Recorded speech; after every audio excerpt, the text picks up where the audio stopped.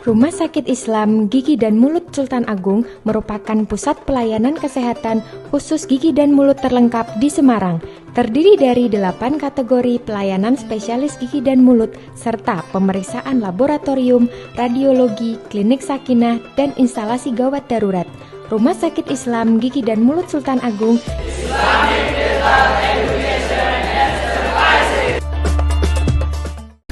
Program studi profesi dokter gigi merupakan salah satu program unggulan di Universitas Islam Sultan Agung Semarang.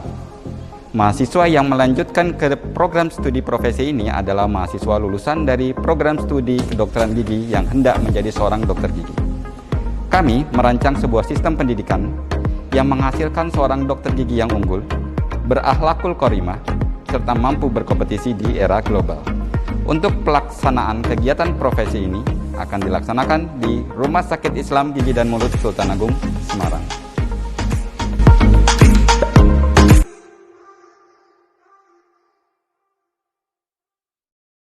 tes rapid antigen swab cuma 195.000 dan udah ada surat dokternya.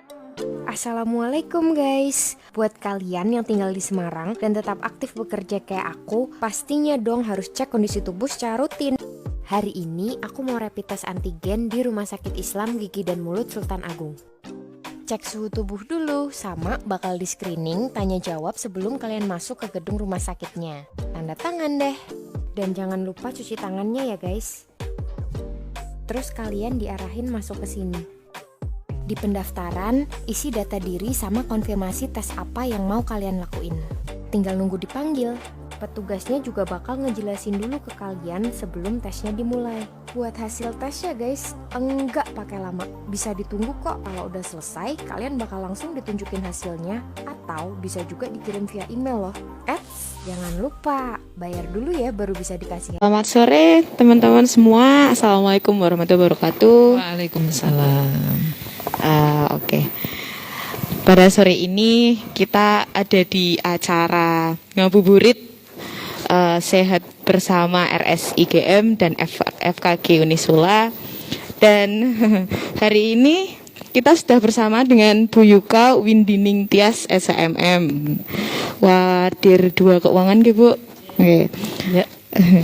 Oke, tema hari ini kita akan membahas pola konsumsi di masa pandemi.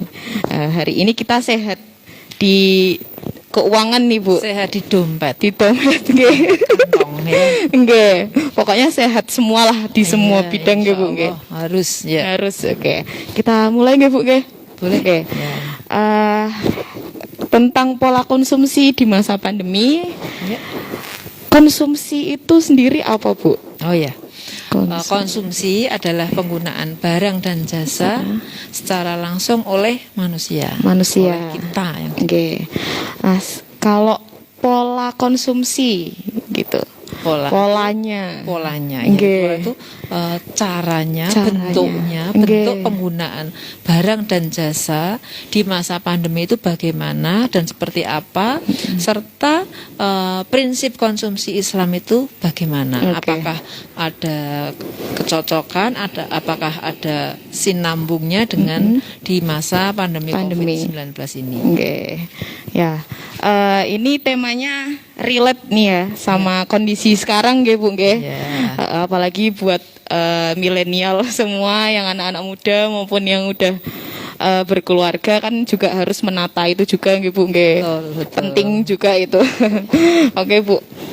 Yang kedua, bagaimana pola konsumsi dalam pandangan Islam Bu? Oh iya. Nggih. Baik. Gini Mbak Nurul, bahwa tidak dipungkiri pandemi COVID ini berdampak pada semua ekonomi ya, pada perekonomian semua lapisan masyarakat. Banyak perusahaan yang sedikit bahkan kolab karena pandemi, sehingga karyawannya banyak yang dirumahkan atau sebagian dirumahkan. Tentu ini berdampak terhadap pendapatan keluarga. Berkurangnya pendapatan pasti berdampak terhadap konsumsi. Ya. Nah, dalam hal ini adalah daya beli masyarakat. Daya konsumsi masyarakat berkurang. Masyarakat akan lebih mementingkan konsumsi yang primer kebutuhan ya. Seperti makanan, kebutuhan rumah tangga, keperluan anak-anak, household, nah, itu yang lebih diutamakan. Sehingga belanja atau konsumsi barang tersier nanti dulu ya. Dikesampingkan dulu yang utama dulu, bisa makan dulu ya, yang perut kita kenyang dulu, itu yang sangat banyak dibelanjakan gitu. Nah, kebetulan hal ini adalah cocok dengan prinsip-prinsip konsumsi secara Islam. Di sini ada 5 yang saya buatkan ini adalah prinsip keadilan. Yang pertama keadilan, Bu. Keadilan. Hampir seperti Pancasila ya.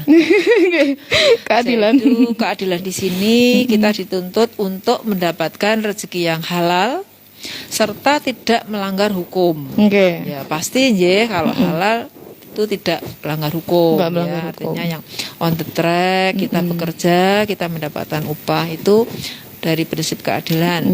Kemudian yang kedua, prinsip kebersihan. Apa tuh, Bu, kebersihan? Bersih di sini adalah barang atau makanan atau jasa yang kita gunakan itu adalah yang halal. Halal. Misalnya, kita membeli makanan, di situ tercampur oleh barang najis sedikit, gitu misalnya ya, karena kelalaian atau apa, ada najis masuk. Akhirnya uang yang kita beli adalah uang halal, tapi makanannya menjadi tercampur oleh najis, gitu. Nah, kita perlu memperhatikan hal-hal yang kecil ini. Bisa ngerubah, Bu? Betul, bisa. Karena sudah terlanjur kita makan menjadi dimasuk dalam tubuh, menjadi daging, itu betul-betul kita perhatikan. Ya, tidak asal aku duit sembarang iso tak tuku, meskipun itu tidak halal. Kalau kita ya, ini saya bertanya, Bu? Kalau misalnya Mbak Nurul ya, kita tidak tahu makan barang halal itu bagaimana? Kita tidak tahu loh ya. Tidak tahu kalau misalnya itu tercampur najis gitu. Atau misalnya makanan yang tidak halal. Itu menurut Mbak Nurul bagaimana? Menurut saya sih karena saya nggak tahu, jadi lillahi ta'ala aja. Betul. Kalau kita tidak tahu itu tidak apa-apa. Tetapi kalau kita sudah tahu dan nekat, tetap itu yang kita berdosa. Misalnya, alah rak popo, nggak apa-apa ya, wong kecampur babi sedikit. Dikit pun sedikit banyak sama saja dosanya ya, Bu. Artinya betul-betul ya, makanan minuman yang halal, karena itu yang akan masuk ke tubuh kita, perlu kita jaga. Harus jaga benar-benar ya, Bu. Betul. Selanjutnya, Bu. Selanjutnya yang ketiga adalah kesederhanaan. Kesederhanaan di sini itu membeli barang yang memberikan manfaat. Ya, barang yang manfaat untuk kita. Contoh ini yang anak-anak muda, karena online mudah ya, tinggal klik datang barangnya. Kemudian ya ternyata barang tersebut tidak kita butuhkan sebetulnya. Cuma lapar mata Bu. Beda ya, butuh dan ingin itu berbeda ya. Kalau butuh memang nggak punya tas ya tak beli tas. Kalau nggak ada tas saya kemana-mana rempong ya, repot. HP, dompet terpisah-pisah. Tetapi beda dengan ingin, wah ini kok bagus ya, padahal di rumah tas sudah banyak. Akhirnya kita beli itu yang tidak ada kemanfaatannya atau mubazir ya, betul, mubazir. Ini yang generasi muda untuk selalu bahasanya mengerem. Mengatur, mengerem. Mengerem itu menahan. Ya. Apalagi di masa pandemi ya. Gaji yang kita dapatkan kita betul-betul kita manage ya, kita belanjakan sesuai kebutuhan dulu. Nah, itu Bu, langsung ke pertanyaan selanjutnya nih. Kan tadi harus mengatur gaji yang kita dapat gitu nggih Bu. Lah gimana caranya trik-trik buat semuanya yang anak muda yang udah punya keluarga juga untuk mengatur pola konsumsinya gitu Bu. Trik-triknya pripun? Cenderung untuk konsumtif ya. Konsumtif itu semua-muanya mau, semua-muanya kepingin ya. Kita atur skala prioritas dulu ya. Bulan ini jika dapat gaji Mbak Nurul kos kan, berarti yang utama harus bayar kos dulu ya. Kemudian disisihkan untuk biaya hidup menegakkan tulang. Apa berarti? Gimana Bu? Biar tulang kita tegak itu kita butuh apa? Butuh makan dan minum. Ya, gitu kan. Harus makan minum ya? Iya, harus makan. Itu kebutuhan kedua ya. Bayar kos. Kalau tidak bayar kan berarti kita diusir. Diusir sama ibu kos. Papan itu juga penting ya. Yang kedua makan, pangan ya. Yang ketiga sandang nanti dulu Mbak. Ya kalau di anu kan papan, pakan, sandang, panganan sudah pasti. Sandang nanti, di lemari masih ada 5 setel. Kecuali kalau udah nggak ada pakaian gitu. Kalau hijabnya satu basah, besok saya nggak pakai hijab, barulah boleh. Kalau sudah ada uang itu ditabung ya untuk keperluan yang urgent. Nah, kita tidak menghendaki kita sakit, tetapi ujian dari Allah pasti ada ujian sakit. Nah, kita harus punya dana dana cadangan. Yang kita gunakan sewaktu-waktu urgent.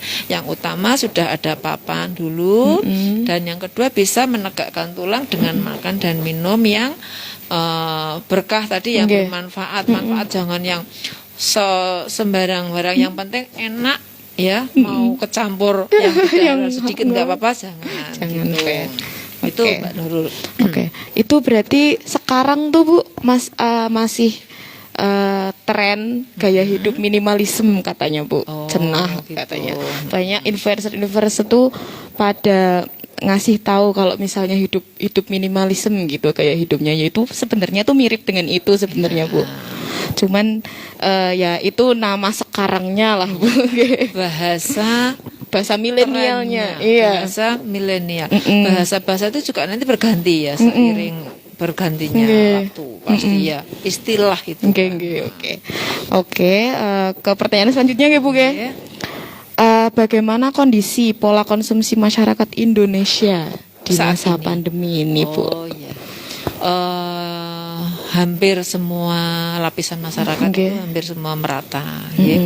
Yang pengusaha juga akhirnya juga berpikir ulang bagaimana ekonomi ini bisa kembali tumbuh ya, seperti bisnis rumah sakit pun sama ya, artinya bisnis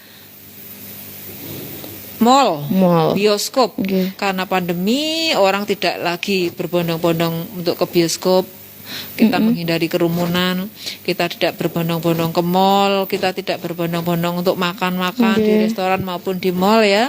Semua karena ada pandemi ini. Pasti akan berubah pola konsumsinya. Ya. Yang dulu ibu-ibu mungkin bisa keluar makan, sekarang masak di rumah. Ya. Yang pertama karena sehat, yang kedua karena aman, dikonsumsi keluarganya. Hemat ya Bu. Iya, itu yang justru sebetulnya lebih bagus ya. Di rumah bisa kembali dengan keluarga karena WFH ya, beberapa masih WFH, bisa berkumpul dengan anak, suami dan istri, me time gitu. Di meja makan bersama hasil masakan istrinya. Sebelum pandemi dirasakan kita semua ya. kita sehari di kantor, pulang malam, capek tidak sempat untuk makan bersama, apalagi masak mungkin ya bagi ibu-ibu sebagian. Nah, di masa pandemi ini juga kita kembali lagi ke fitrah nih akhirnya ya, bisa kumpul keluarga, memasak untuk keluarga, makan bersama. Ada positifnya ya Bu ya di pandemi. Tetapi kita tetap berdoa ya, mudah-mudahan pandemi COVID ini selesai, berlalu, segera teratasi, kita semua diberikan kesehatan. Amin, amin, amin. Kemudian Bu, tadi kondisi pola konsumsi masyarakat Indo ini kan banyak nih Bu, gara-gara pandemi kemarin tuh yang jualan online shop, terus kita juga sering check out, langsung barang datang tanpa mikirin itu. Gimana menurut Bu Yuka? Oh ya, ya, saya sangat paham ya. Jadi di sisi lain untuk pengusaha mikro itu UMKM gitu. UMKM itu meningkat. Mereka bisnis makanan beku ya, frozen ya Bu. Bisnis snack gitu. Kemudian bisnis pakaian jadi gitu. Itu ada bagusnya. Tetapi bagi kita yang akan membeli ya, konsumen itu tetap dipertimbangkan. Kembali lagi ke tadi itu ya Bu ya. Apakah memang ini butuh atau enggak, atau hanya saya ingin saja. Menurut saya itu tetap ya kita berhemat ya. Karena di sini disampaikan ada juga pendapat para ahli itu 83% dari misalnya 1 sampai 10, 83%-nya atau 8 orang itu memilih berhati-hati dalam membelanjakan uangnya gitu. Sudah secara otomatis nih Bu. Iya, pasti ya Mbak, karena kita tidak ada lagi mungkin job site lain karena pandemi. Akhirnya apa yang ada ini tetap kita syukuri dan kita hati-hatikan dalam belanja. Oke. Kemudian Bu, ada pertanyaan di IG Live-nya belum ada. Ayo yang mau nonton, yang mau tanya silahkan. Ada langsung bonus THR ya. Bonus THR dari Bu Yuka, bukan dari saya ya. Ini mungkin saya lanjutkan lagi yang tadi prinsip konsumsi dalam Islam.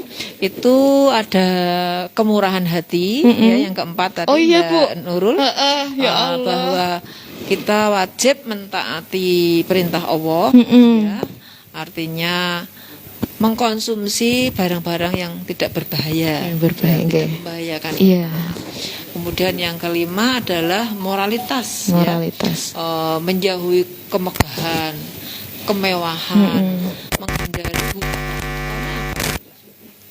biasanya kita itu karena sudah nafsu ya, sudah punya motor ya. Sementara kebutuhan kemampuan perekonomian kita tuh masih di motor seharusnya. Tetapi karena keinginan tadi, saya akan beli mobil. Sebetulnya belum butuh mobil ya. Akhirnya apa? Berhutang. Itu yang tidak disukai. Ya, riba Bu akhirnya. Terlebih-lebih hutangnya dengan rentenir. Nah, itu ya. Itu bisa menjadikan kita riba. Yang kedua menjadikan beban kita lebih besar, lebih berat. Beban pikiran, sementara barang itu barang yang belum kita butuhkan karena itu sudah masuk ke barang mewah gitu. Sebagaimana dalam surat Al-A'raf ayat 31 bisa dibacakan Mbak Nurul terjemahannya bagaimana? Terjemahannya surat Al-A'raf ayat 31, makan dan minumlah, namun janganlah berlebih-lebihan, sesungguhnya Allah tidak menyukai orang-orang yang berlebihan. Itu udah ada ayatnya nggih Bu nggih. Bahkan langsung dari Allah diperintahkan oleh Allah kita gitu ya. Pengingat untuk kita mengingat selalu, boleh makan, boleh minum, boleh belanja online, tetapi ingat jangan berlebih-lebihan. Harus dikontrol nggih Bu. Gitu ya. Oke.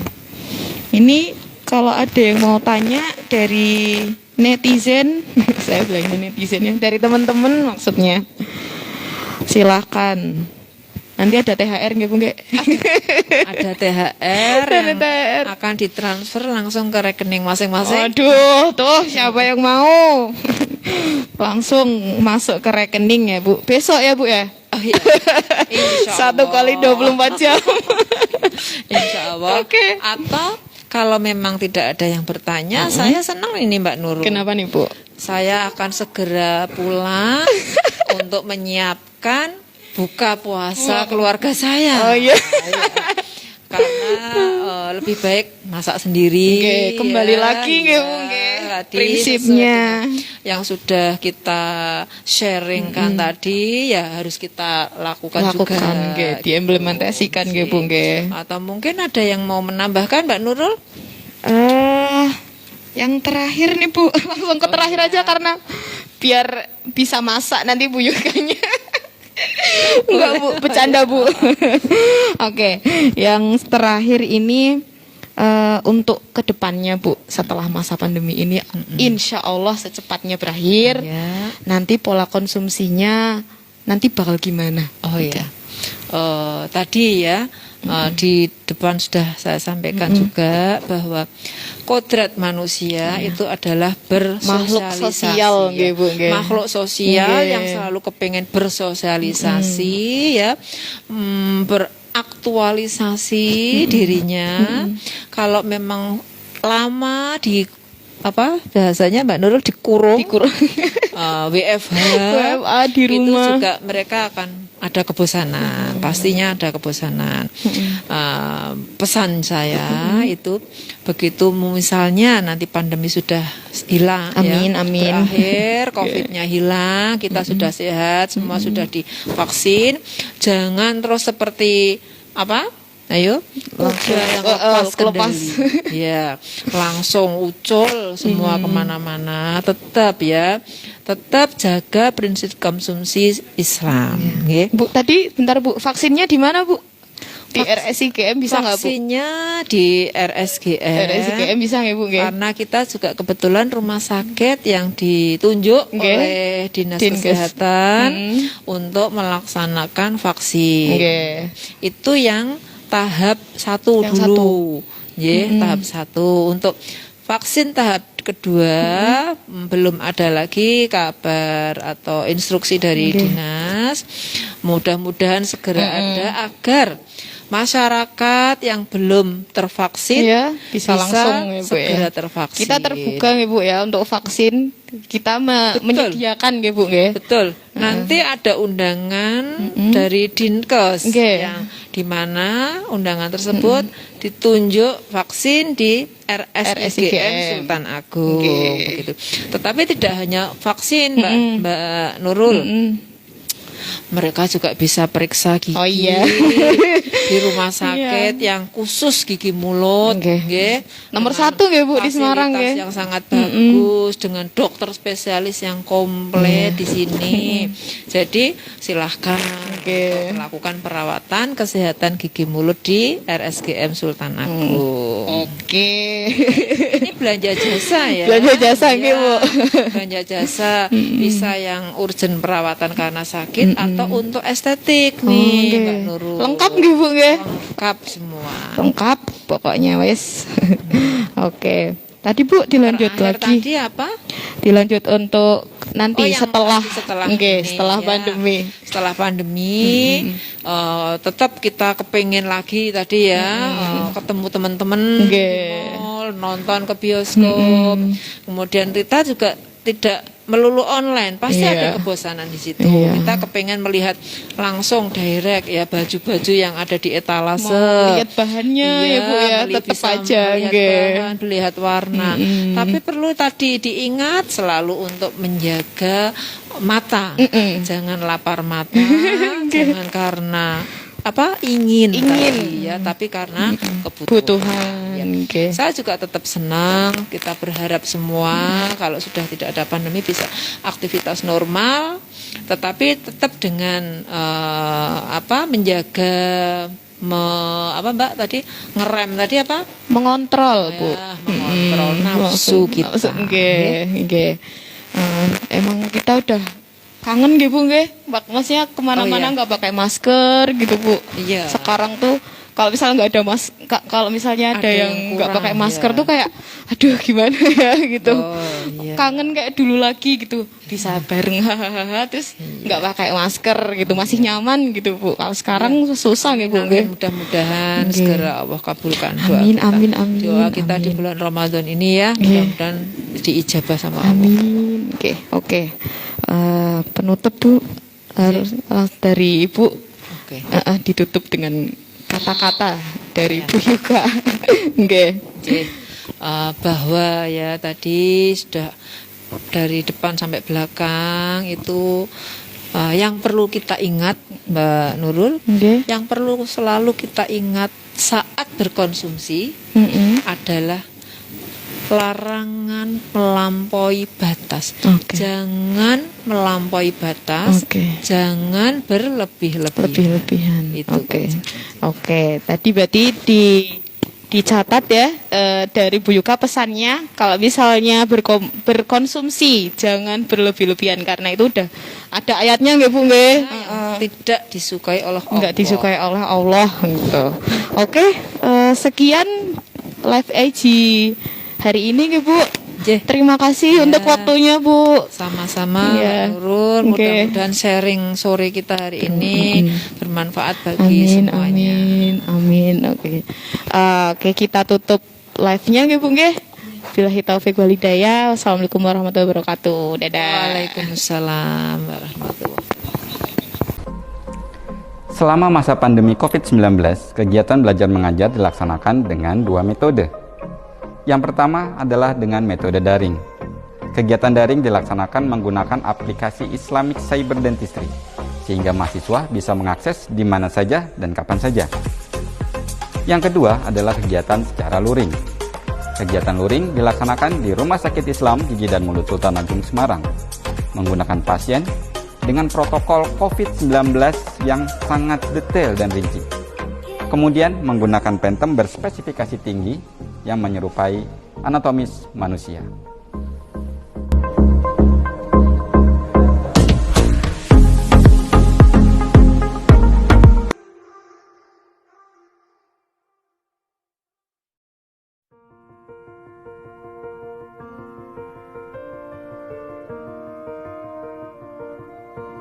Sesungguhnya Allah menciptakan manusia dalam bentuk yang sebaik-baiknya dengan tujuan utama untuk mengabdi kepadanya dengan kedudukan yang sangat mulia sebagai hamba dan khalifah Allah di dunia, serta manusia dibekali pedoman yang utama berupa agama Islam yang sempurna, dan Allah akan mengangkat derajat manusia bila memiliki iman dan kefahaman ilmu serta mengamalkannya sesuai dengan sunnah baginda Rasulullah Sallallahu Alaihi Wasallam. Berawal dari niat yang tulus mencintai Allah dan meneladani baginda Rasulullah untuk berkhidmat kepada umat, Yayasan Badan Wakaf Sultan Agung mendirikan Rumah Sakit Islam Gigi dan Mulut Sultan Agung, berfungsi sebagai rumah sakit pendidikan bagi mahasiswa Fakultas Kedokteran Gigi Unisula dan sebagai satu perwujudan dari usaha dan kegiatan Yayasan Badan Wakaf Sultan Agung dalam menunjang program pemerintah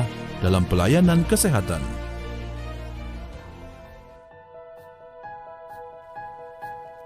Assalamualaikum warahmatullahi wabarakatuh. Dengan semangat moto Rumah Sakit Islam Gigi dan Mulut Sultan Agung adalah a leading Islamic dental education and services. Rumah Sakit Islam Gigi dan Mulut Sultan Agung merupakan rumah sakit pendidikan utama, memberikan pelayanan kesehatan gigi dan mulut secara modern dan sesuai dengan prinsip syariat Islam.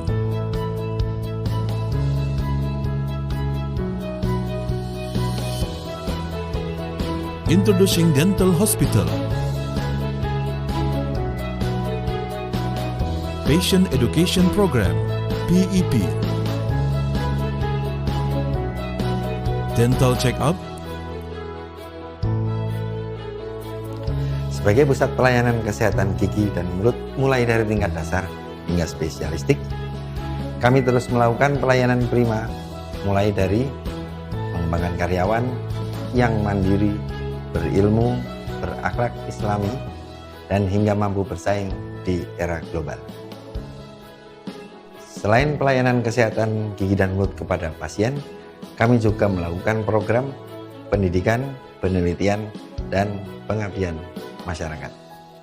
Rumah Sakit Islam Gigi dan Mulut Sultan Agung dalam pengembangannya berbagai pelayanan kesehatan untuk berkhidmat kepada umat, dipimpin oleh jajaran direksi dan berinovasi, mendirikan Dental Specialist Center, yaitu pusat pelayanan prima kesehatan gigi dan mulut dengan dokter gigi umum dan dokter gigi spesialis terlengkap di Kota Semarang. 8 kategori dokter gigi spesialis sesuai permasalahan gigi.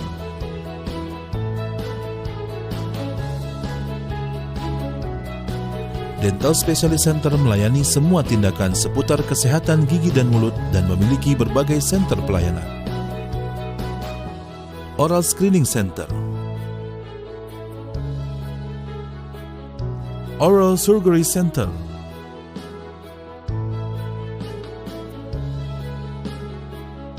Dental Implant Center, Aesthetic Dental Center, Pediatric Dental Center, Oral Medicine Center.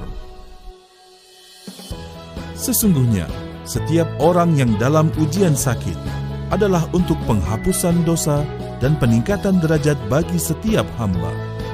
Melalui pelayanan kesehatan, Rumah Sakit Islam Gigi dan Mulut kini menyediakan berbagai fasilitas utama dan fasilitas penunjang dalam konsistensi perkhidmatan kepada umat. Instalasi gawat darurat, instalasi rawat inap, instalasi bedah, instalasi radiologi, instalasi farmasi, instalasi laboratorium teknik gigi,